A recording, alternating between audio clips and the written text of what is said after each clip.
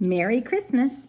Today we are going to read The Legend of the Candy Cane, the inspirational story of our favorite Christmas candy, as written by Walburg. One dreary evening in the depths of November, a stranger rode into town. He stopped his horse in front of a lonely storefront. The windows were boarded shut and the door was locked fast. But the man looked at it, smiled, and said, "It will do." All through the gray short days and long dark nights of November, the man worked. The townspeople could hear the faint pam, pam, pam of his hammer and the snish, snish, snish of his saw. They could smell the sweet, clean scent of new lumber and the deep, oily smell of new paint. But no one knew who the man was or what he was doing. The mayor hoped he was a doctor to heal his illness. The young wives hoped he was a tailor to make beautiful dresses. The farmers hoped he was a trader to exchange their grain for goods. But the children had the strongest, deepest wish of all, a wish they could not tell their parents, a deep, quiet, secret wish that none of them said out loud. No one spoke to the man. No one asked if he needed help. They just waited and watched and wondered and wished. But one small girl watched and wondered, waited and wished longer than she could stand.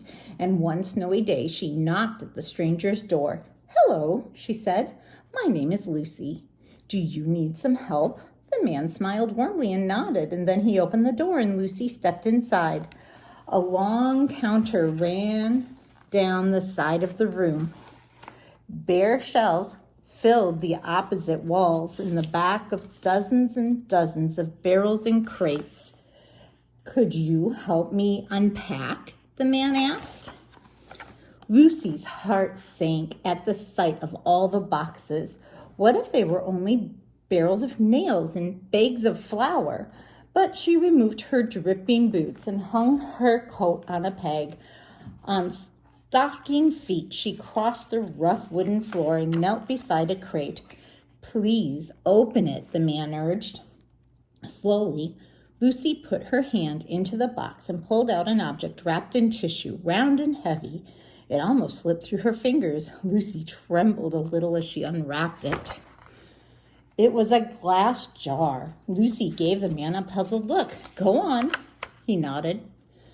So she unpacked another glass jar and another until she was completely surrounded by glass jars of all shapes and sizes, tall and thin, round and squat, jars and lids and jars without lids. "Now," the man said, "for something to put inside." And he pulled out a huge crate stamped with a strange word. As Lucy unpacked, her eyes lit up. It was candy. Her favorite candy, gumdrops. "Try some," the man said. She popped one into her mouth, and now she could hardly unwrap fast enough.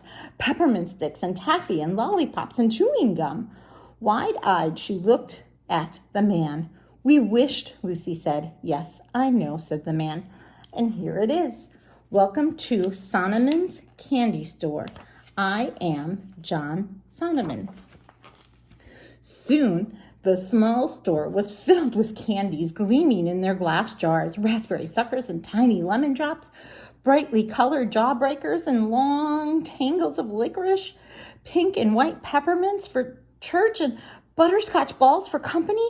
And then in the very last package, in the very last crate, was a candy Lucy had never seen before. A red and white striped candy stick with a crook at the end. "What is this?" asked Lucy.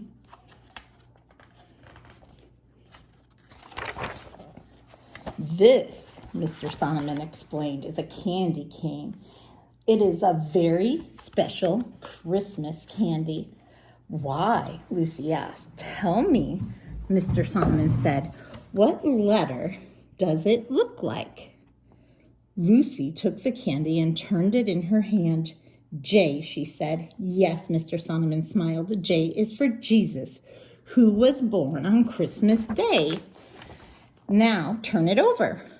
What does it remind you of? Lucy turned the candy in her hand. She peered down intently. I know, she said finally.